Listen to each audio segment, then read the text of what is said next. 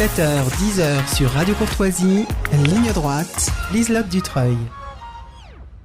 Et tout de suite, on retrouve donc Régis Le Sommier, reporter de guerre, directeur de la rédaction Omerta, auteur de La vérité du terrain et Jusqu'au dernier Ukrainien aux éditions Max Milo.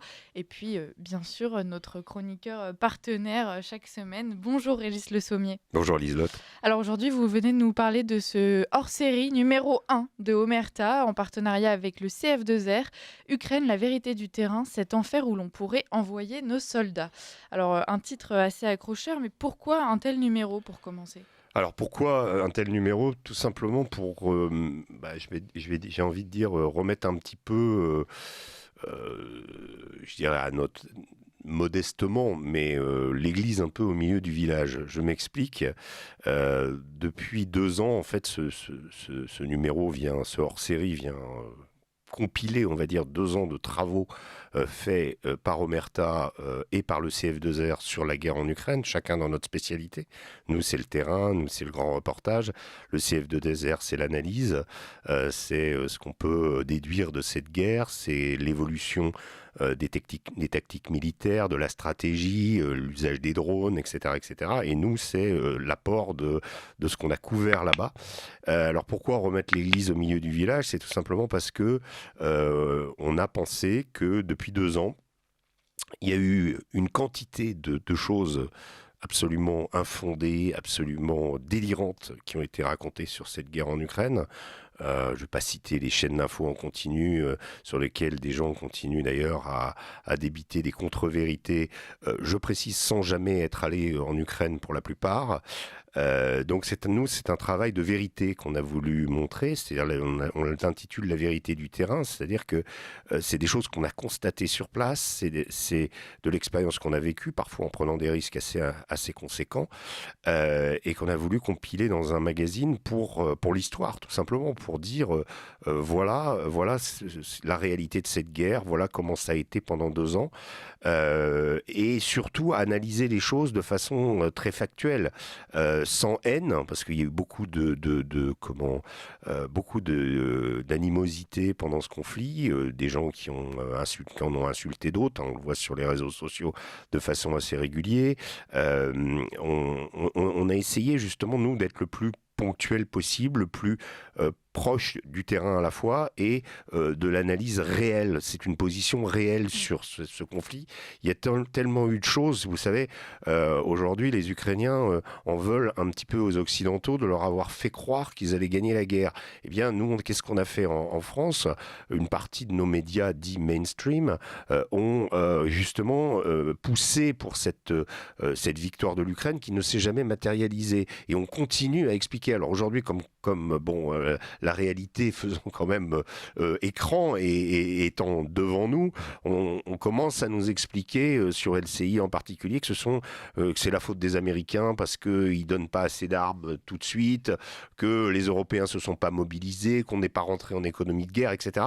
Donc on commence à trouver des circonstances pour expliquer ce qui me semble devoir se passer, hélas pour l'Ukraine, c'est-à-dire qu'on est quand même dans une perspective où la Russie est aujourd'hui vraiment à l'offensive.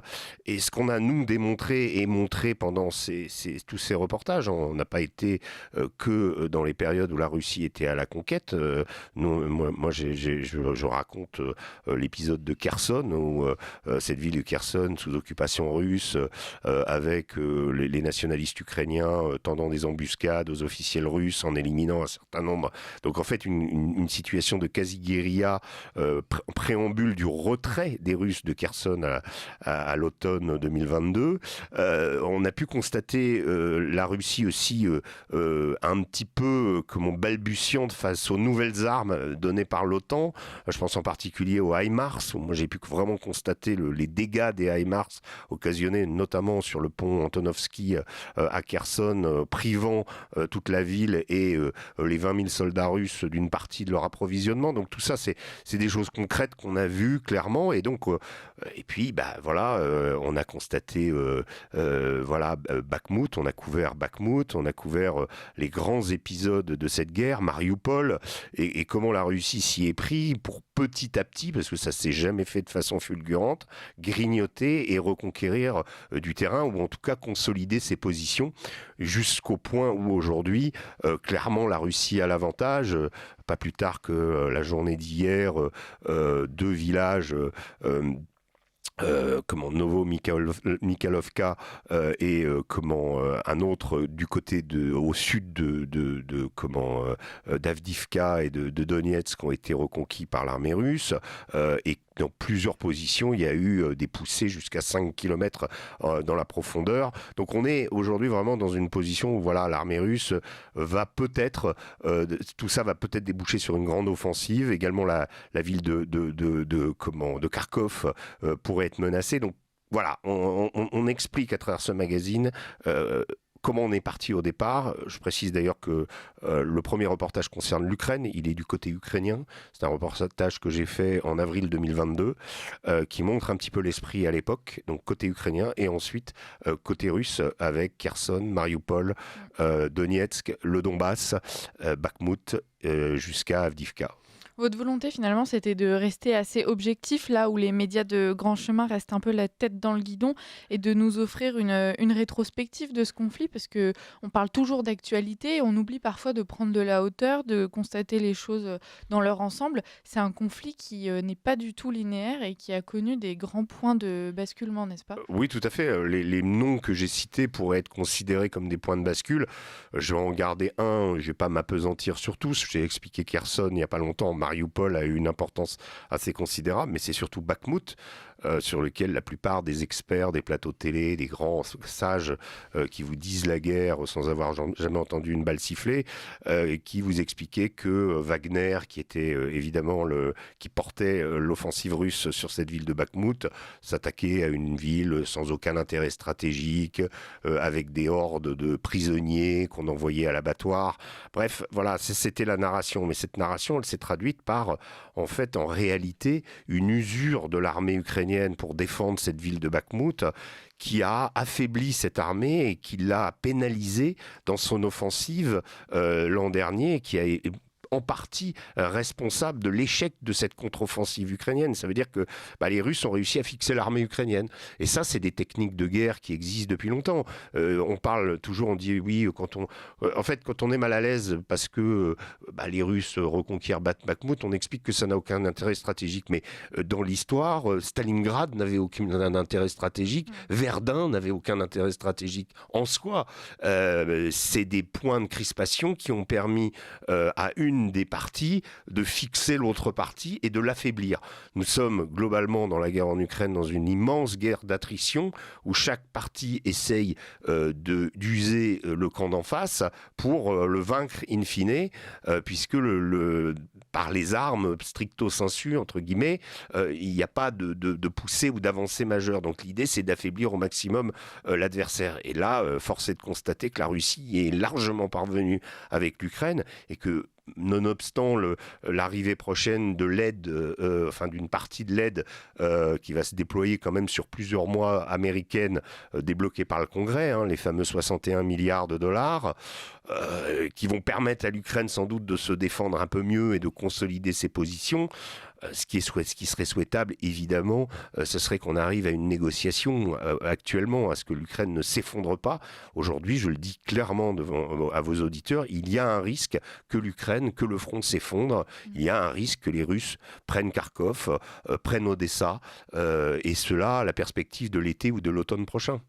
Alors justement, on pointe beaucoup du doigt le rôle des Américains dans ce conflit. Vous expliquez que finalement, les États-Unis sont là depuis bien longtemps en Ukraine, depuis 2014. Oui, tout à fait. Je ne suis pas le seul à le dire, mais moi j'ai pu le constater sur place. Dans mon reportage en Ukraine, je suis tombé sur un instructeur américain qui encadrait les volontaires étrangers s'engageant dans l'armée ukrainienne. Donc c'était quelqu'un assez haut placé, qui avait un rôle assez pivot dans cette formation. Et donc j'ai pu constater, en discutant avec lui d'ailleurs, il m'a pris pour un volontaire, il ne savait pas que j'étais journaliste au départ, hasard. Vous savez, parfois on a ce genre d'opportunité où en allant sur le terrain, on découvre des choses qu'on n'est pas censé voir. Et donc ça, je le raconte évidemment pour dire quoi ? Pour dire que cette guerre, évidemment, elle est pilotée par les Américains. Les instructeurs américains étaient là. Ils étaient à Yavoriv, ils étaient dans d'autres endroits depuis 2014. Ils sont venus aider l'Ukraine à se former et face aux séparatistes du Donbass au départ, quand la guerre a commencé après Maïdan. Et donc ils n'ont jamais cessé. Et là, récemment, le New York Times a fait un papier, une enquête assez incroyable sur la présence de la CIA, révélant qu'il y avait 12 stations de la CIA présentes en Ukraine depuis 2014 et qu'une partie des instructeurs, ou en tout cas des analystes de la CIA sont restés pendant l'offensive de février 2022, l'offensive russe, pour aider les Ukrainiens reconnaissant aujourd'hui que cette aide de la CIA en termes de renseignement, en termes de qui tire quoi, etc., en face, en termes de quel matériel est utilisé, leur a permis justement de contrer en partie cette offensive russe et d'être efficace. Donc évidemment, les États-Unis, l'OTAN sont au chevet de l'Ukraine depuis longtemps. Et il faut le constater, aujourd'hui, on peut le dire. Au début, on ne pouvait pas le dire. Donc c'est là aussi où à quoi sert Omerta et à quoi sert ce hors-série, c'est à rétablir une certaine vérité, en le plaçant, comme vous dites, en prenant un peu de hauteur aussi, et en replaçant tout ça, tous ces événements, dans un contexte historique.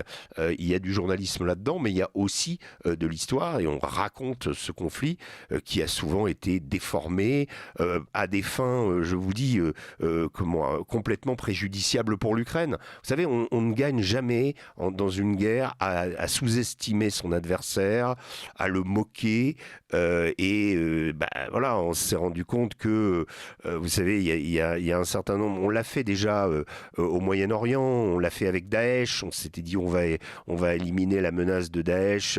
En fait, ça a pris énormément de temps. La bataille de Mossoul que j'ai couverte était une monstruosité. C'était une bataille qui, on parlait de Stalingrad tout à l'heure, a duré plus longtemps que la bataille de Stalingrad.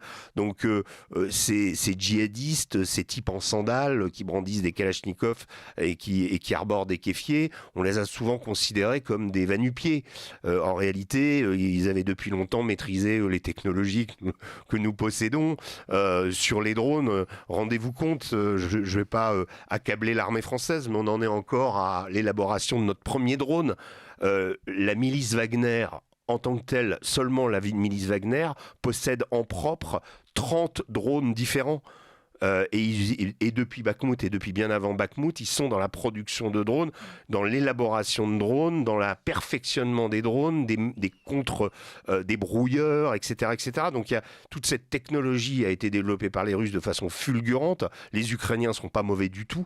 Ils ont aussi beaucoup de drones, le FPV, le First Person View notamment, qui est un petit drone de la taille de ceux qu'on trouve dans le commerce. Les Ukrainiens en ont développé des milliers. Et nous, en France, on est seulement à l'élaboration de notre premier drone et on veut donner des leçons. Je crois qu'on n'a pas compris grand-chose sur l'évolution de la guerre. Et après, on a un président qui dit qu'on pourrait envoyer nos soldats. Faut qu'on comprenne aussi, et c'est pour ça qu'on l'a fait, et pour ça ce titre, cet enfer où l'on pourrait envoyer nos soldats, pour que les gens comprennent exactement où on va envoyer nos soldats si nos soldats sont déployés un jour. Alors, vous parliez de tout cet enjeu de développement technologique. Brad Smith, le président de Microsoft, parle du premier conflit hybride, vous l'avez constaté ? Totalement. Je parlais du FPV tout à l'heure, on a failli en être victime en janvier. On était dans une patrouille avec une unité russe du côté de Soledar, au nord de Bakhmout, et il neigeait, et tout à coup la neige s'est arrêtée, il s'est mis à faire très très beau, et le problème c'est quand il fait très très beau, les drones interviennent. Il vaut beaucoup mieux attaquer, ou en tout cas manœuvrer pour les deux parties quand il y a une tempête de neige ou quand il fait du mauvais temps, parce que là il n'y a pas de drone. Et là tout à coup, devant, je suivais un soldat, et sur l'épaule du soldat, je vois un drone. J'entends le bruit. Alors on est un peu conditionné à entendre ce bruit parce que dans n'importe quelle circonstance, les militaires avec qui vous êtes, côté russe comme côté ukrainien, disent aux journalistes, si tu entends le bourdonnement, tu nous préviens tout de suite. Tout de suite, il faut agir. C'est la hantise, ce bourdonnement, cette espèce de... Alors pour les plus gros drones, c'est un peu un bruit de tondeuse, et puis pour les petits, c'est vraiment un moustique, quoi. C'est ou une guêpe ou un insecte. Et là, on le voit arriver et on le voit monter directement. Donc, on est filmé à ce moment-là. Et est-ce que c'est nos casques qui sont bleus, qui veut dire journaliste, qui donne une sorte de code couleur qui fait que le drone ne nous a pas explosé dessus? Finalement, il est allé toucher une estafette russe qui était sur une route à 300 mètres. Le conducteur a été blessé, voilà. Donc, pourquoi ? Voilà, donc directement, cette guerre hybride, on en a pris conscience, on s'est jeté dans le fossé, bien qu'en sachant que même en se jetant dans le fossé, si le drone veut venir vous percuter, il va venir vous percuter. Donc voilà, c'est ce qu'on a vécu, mais c'est ce que vivent tous les soldats, russes ou ukrainiens. Cette hantise de cette menace, c'est le premier conflit où on dit aux soldats... pas seulement baisse la tête, mais aussi regarde en l'air. Voilà, regarde en l'air et surtout écoute. Voilà. On a beaucoup pointé du doigt les manquements en artillerie de l'armée ukrainienne. Emmanuel Macron a pris la tête en tandem avec les États-Unis de la coalition artillerie justement pour venir soutenir les Ukrainiens. Quand vous nous expliquez qu'il y a justement toutes ces technologies qui entrent aussi en jeu, est-ce qu'une aide en artillerie serait suffisante pour changer le destin de l'Ukraine ? Oui, parce que en dépit de cette modernité du conflit, c'est un conflit qui reste extrêmement archaïque. Donc, conflit hybride, en effet, avec usage de l'artillerie et usage de l'ultra-moderne, du cyber, de la détection, de toutes la panoplie des outils contemporains qui peuvent être utilisés.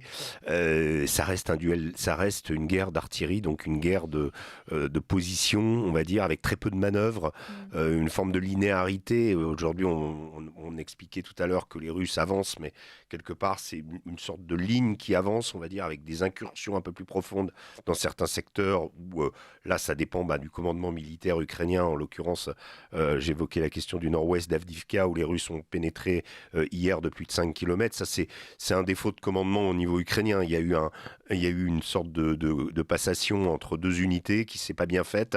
Et donc, les Russes ont profité. En fait, chacun, évidemment, profite, mais il n'y a pas de grandes manœuvres dans cette guerre, de grandes manœuvres de contournement. Donc, voilà, c'est une guerre de position et c'est une guerre de puissance de feu, de rapport de force. Et aujourd'hui, force est de constater que les Russes n'ont pas subi, ou en tout cas ont réussi à pallier au manque de munitions qu'on a pu sentir au début de l'hiver, grâce notamment à l'apport d'obus de 152 mm nord-coréens. On a constaté aussi l'usage des obus nord-coréens. Il y a des photos d'ailleurs d'obus nord-coréens dans le magazine. Et en fait, le rapport de feu, si vous voulez, le nombre d'obus tirés d'un côté par rapport à l'autre, aujourd'hui s'établit, à l'époque où on y était, c'était 2 obus ukrainiens pour 8 obus russes. Voilà, et donc on est dans une puissance de feu écrasante de la part de la Russie, et on a beau, et là encore une fois, il faut essayer de démystifier un peu les choses, on s'enorgueillit d'envoyer en Ukraine nos Césars, on a raison, c'est une très belle arme. Le César, c'est une portée de 42 km, du 155 mm, mais le César, il est fait pour des tirs relativement précis. Le problème, c'est que les Ukrainiens, étant pauvres, on va dire aujourd'hui en artillerie, ont tendance à surutiliser le César, et du coup ça crée des dérèglements, et on a constaté que le César pouvait parfois avoir des écarts entre l'objectif et la cible de 70 mètres. Vous voyez, c'est énorme, parce qu'il y a une déformation, il y a un usage aussi, un surusage du canon qui n'est pas bon. Et les Russes, en revanche, eux, sur la courte distance et la moyenne distance, sont imbattables. Donc, si vous voulez, à partir du moment où on va lancer une offensive ukrainienne, ça va être le déluge de feu. Et c'est comme ça que les Russes ont réussi à contenir en partie l'offensive ukrainienne, avec des mines, avec tout un tas de pièges classiques, mais surtout avec cette puissance de feu sur la courte et moyenne portée. Et donc, l'Ukraine a beau avoir des Césars, je ne peux pas dire que ça lui sert à rien, mais en tout cas, ce n'est pas suffisant aujourd'hui pour rétablir un rapport de force plus équilibré. Vous parliez de conflits archaïques et effectivement, c'est l'image qu'on en a quand vous nous parlez de cette guerre d'artillerie. Vous parliez aussi en début d'interview de vieilles techniques de guerre.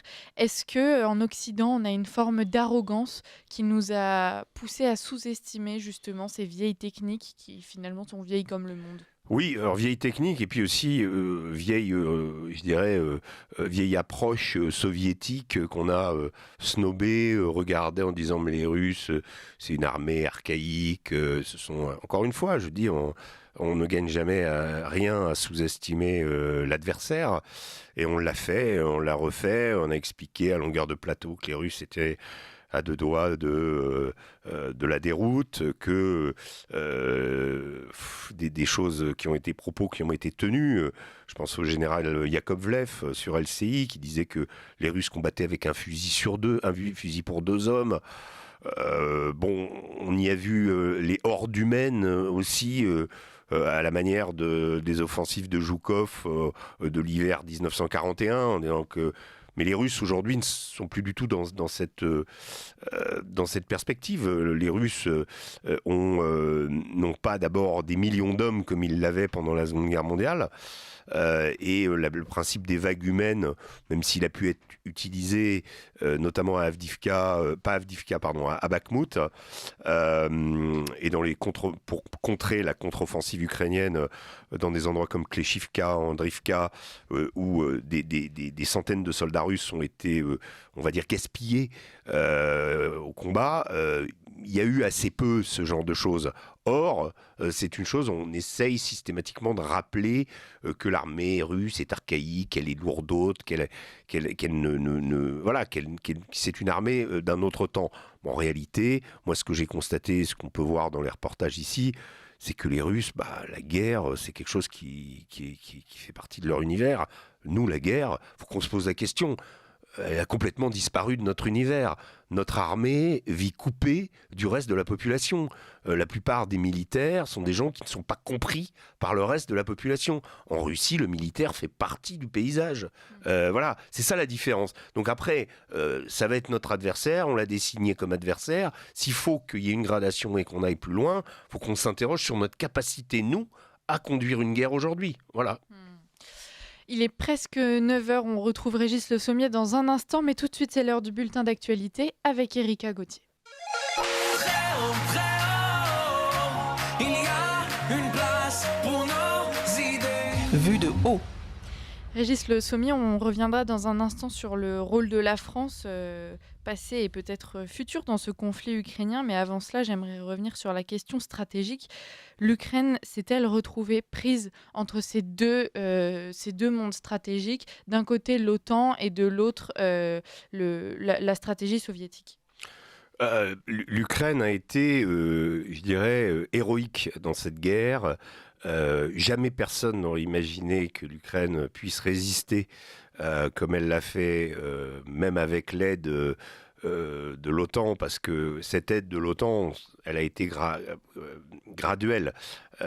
Faut pas oublier qu'au moment de l'invasion russe, qu'est-ce qu'on a donné à l'Ukraine? En gros, des bazookas. Des missiles Javelin, des lance-missiles Javelin, des Henlo, c'est-à-dire de l'arme, des armes légères entre guillemets, et très peu d'artillerie. L'Ukraine n'a pas eu de chars. Tout ça, ça a été progressivement. C'est progressivement qu'on a commencé à équiper l'Ukraine. Au départ, l'Ukraine est allée dans cette guerre avec un arsenal rudimentaire. Et elle a résisté.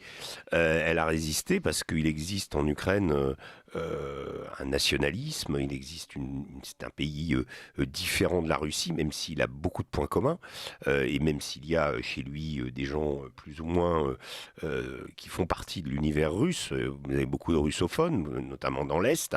Donc il y a des différences identitaires en Ukraine, mais il y a une identité ukrainienne qui existe, c'est indéniable. Et donc...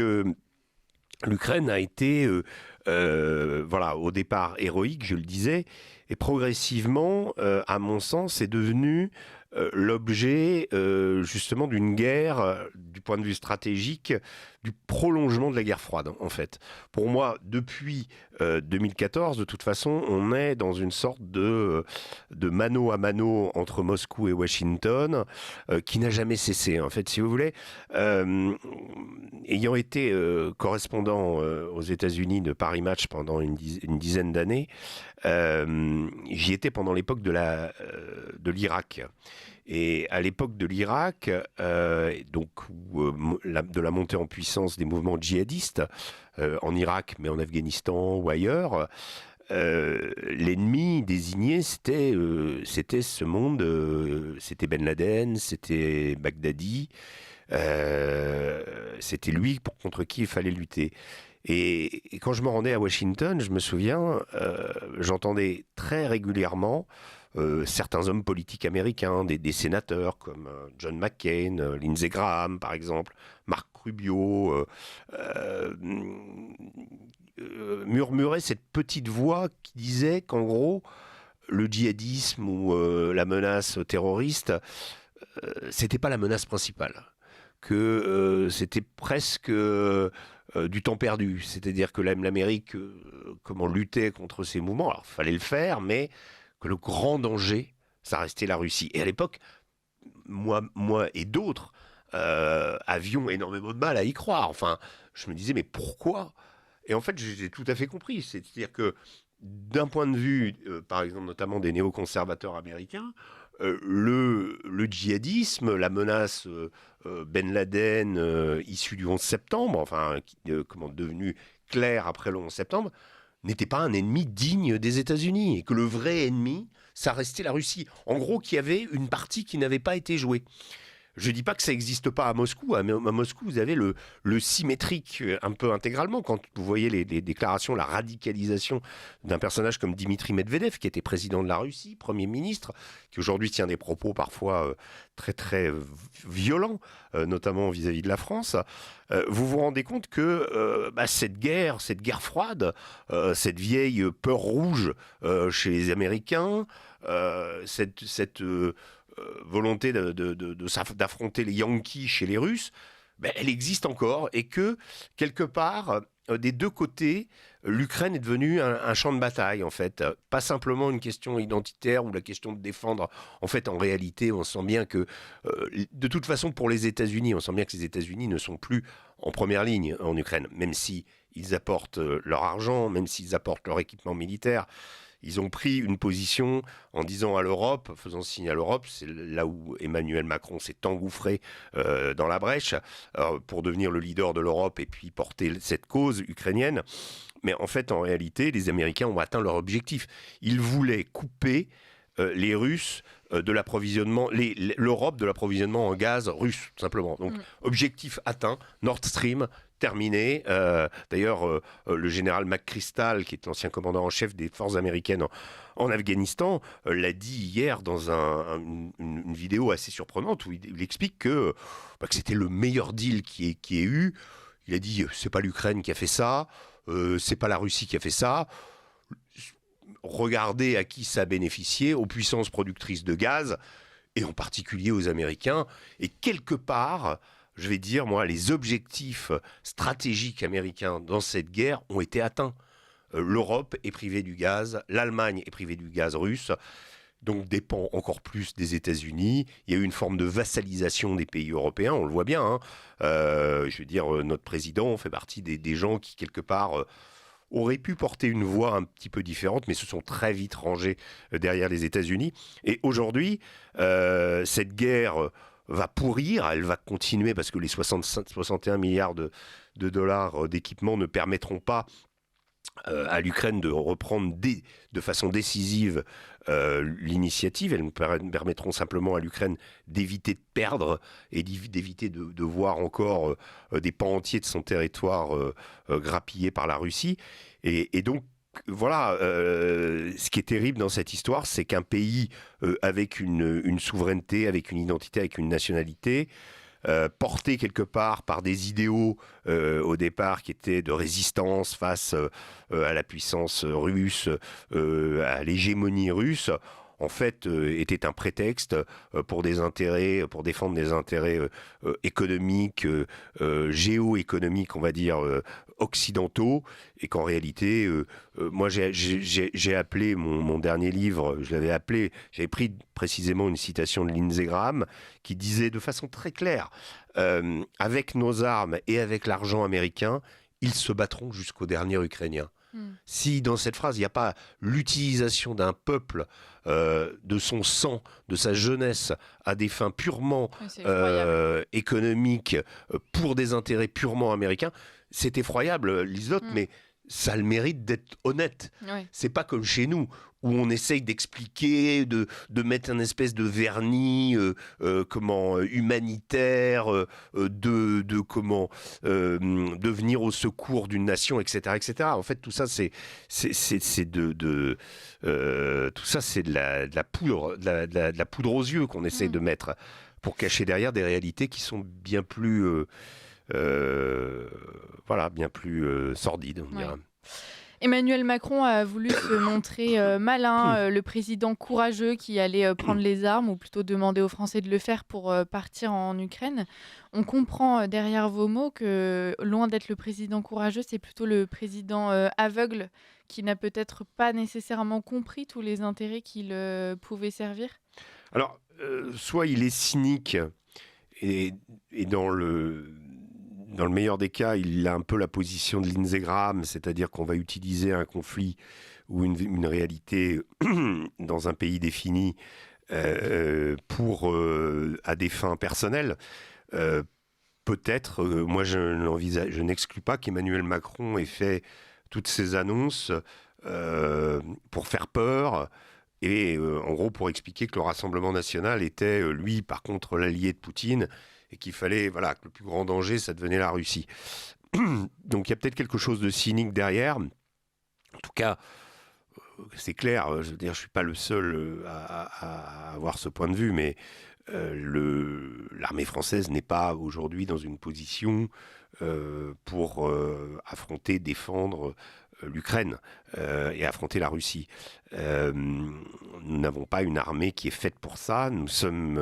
Nous héritons de 15 ans d'intervention à l'étranger dans des conflits asymétriques, dans lesquels nous avons acquis une véritable expertise. Mais les conflits asymétriques et l'Ukraine, ça n'a rien à voir. Aujourd'hui, et ça c'est un peu le problème de ces présidents qui ont été habitués, il n'y a pas qu'Emmanuel Macron qui a succombé à cette ivresse de l'intervention. Barack Obama le faisait aussi avec les drones pour éliminer les djihadistes, avec les forces spéciales. Les forces spéciales, c'était commode. On envoyait les forces spéciales, ça permettait de régler quelques problèmes sans avoir à envahir un pays. Donc c'est des présidents, quelqu'un comme Emmanuel Macron, c'est un président qui était habitué justement à ce qu'on déploie ces forces extrêmement performantes, mais qui ne sont performantes que dans des missions particulières et non pas pour tenir une ligne de front.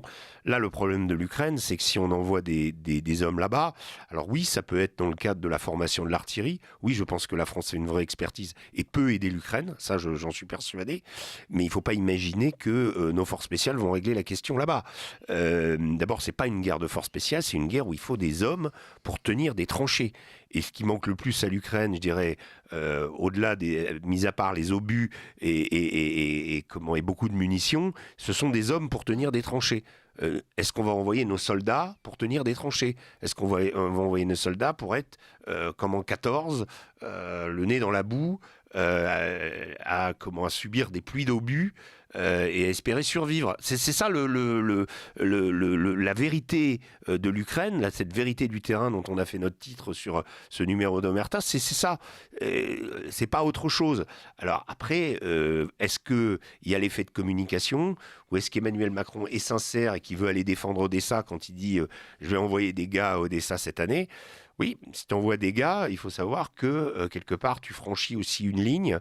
Dire il n'y a plus de ligne rouge, ça veut dire que l'adversaire aussi considère qu'il n'y a plus de ligne rouge vis-à-vis des Français et peut potentiellement frapper les intérêts français partout dans le monde. Les Russes sont capables de le faire. Hein. Ils ont du Wagner en Afrique. On voit très bien d'ailleurs tout le travail de sape qu'ils ont continué à faire et qui continuent à faire vis-à-vis des intérêts français. Bon, après, cette guerre, est-ce qu'on est prêt à la mener? C'est ça la vraie question. C'est très bien ces déclarations, c'est comment on monte les muscles, on dit la France, ça doit compter. Moi, je suis d'accord, la France doit compter, mais est-ce qu'on est prêt à aller jusqu'au bout? C'est ça la vraie question. Ou est-ce que ce ne sont que des arguments utilisés pour essayer de combler le gap qui existe entre le score de la liste Macron et le RN aux prochaines européennes, quoi. Si le but c'est ça, c'est proprement scandaleux. Voilà. Il nous reste quelques minutes. Alors moi, j'aimerais avoir votre avis entre votre expérience du terrain et puis vos analyses stratégiques renforcées donc par ce partenariat avec le CF2R. Comment est-ce que vous voyez les choses évoluer dans les prochains jours, prochaines semaines, prochains mois pour l'Ukraine? Écoutez, j'ai expliqué au début de comment que voilà, là, les Russes ont pris un certain nombre de villes, de villages, de bourgs, on va dire, hier. C'est des bourgs industriels, hein, c'est la vieille ceinture de rouille, comme on dit aux États-Unis, le Rust Belt, mais là c'est vraiment la Rust Belt de l'Ukraine. Donc ce sont des friches industrielles, ce sont des kilomètres de terrils avec des petites montagnes et des usines à côté, et des habitations dans des collines, des choses parfois, des endroits parfois extrêmement étriqués, sur lesquels on se bat, il faut préciser, pour ce Donbass depuis 2014. Donc c'est voilà. Et là, les Russes ont fait des avancées, on va dire significatives, qui peuvent leur permettre justement notamment au sud de Donetsk, d'espérer reprendre cette localité de Vuhledar qu'ils avaient tenté au prix de pertes colossales, qu'ils avaient échoué à conquérir il y a 6 mois. Donc là, des perspectives qui s'ouvrent. La ville de Siversk, qui est au nord de Bakhmout, nord-est de Bakhmout, est aussi menacée maintenant d'une offensive russe. Il commence à y avoir des pilonnages d'artillerie sur Kharkov qui peuvent laisser penser, puisque maintenant on est dans une période où le terrain va être sec, donc propice justement à des avancées, notamment de chars. On quitte la Rasputitsa, la boue, la période du dégel et de la boue, pour arriver dans une période où les Russes peuvent potentiellement avancer. La vraie question qui va se poser, c'est quel est l'état actuel des défenses ukrainiennes? Est-ce que les Ukrainiens ont-ils eu la capacité, la possibilité de faire une véritable ligne sur Ovikine, comme les Russes l'avaient fait pour contrer la contre-offensive ukrainienne? Tout ça, ce sont des paramètres. Est-ce que donc les 61 milliards de dollars d'aide, notamment en armes, vont pouvoir arriver à temps pour contenir cette offensive, ou au contraire, ça sera trop tard? La question nucléaire aussi, peut-être, avec la Pologne qui se dit prête à accueillir sur son sol des armes nucléaires. Oui, alors ça, c'est le stade au-dessus. Ouais. Là, on est dans la question de la dissuasion, de la question d'un possible effondrement, parce que la vraie... nous, voilà, l'arme ultime, c'est l'arme atomique. Les Russes l'ont, nous l'avons. Ensuite, tout ça, là, on est dans un autre langage. Mais ça, c'est inquiétant. Quand la Pologne dit ça, ça veut dire que la Pologne est parfaitement consciente que le front peut s'effondrer en Ukraine. Et c'est une possibilité. Et donc là, je pense qu'on va arriver à la fin du printemps et au début de l'été à une forme peut-être de tournant, ou en tout cas de énième étape de la guerre en Ukraine. La véritable capacité des Ukrainiens à se défendre va être testée. Il y a aussi la vraie question aussi des armes de défense antiaérienne. L'Ukraine a péché aussi par manque de défense antiaérienne, notamment vis-à-vis de frappes. Les Russes n'ont pas tout à fait la maîtrise du ciel, mais ils ont pu reprendre, notamment sur le front du Donbass, une capacité justement d'utiliser leur MiG, d'utiliser leur Sukhoi de façon qu'ils ne pouvaient pas faire avant. Donc ça veut dire que les défenses antiaériennes ukrainiennes sont en danger. Voilà, la vraie question, le vrai point d'interrogation, c'est quelle est la capacité de l'Ukraine à riposter à une possible offensive russe de fin de printemps. Merci beaucoup Régis Le Sommier pour tous ces éclairages. Chers auditeurs, on vous invite à vous procurer le dernier numéro d'Omerta, Ukraine, la vérité du terrain, cet enfer où l'on pourrait envoyer nos soldats, disponible en kiosque et sur votre site internet, je présume. Merci beaucoup d'avoir été parmi nous et à la semaine prochaine. Merci beaucoup.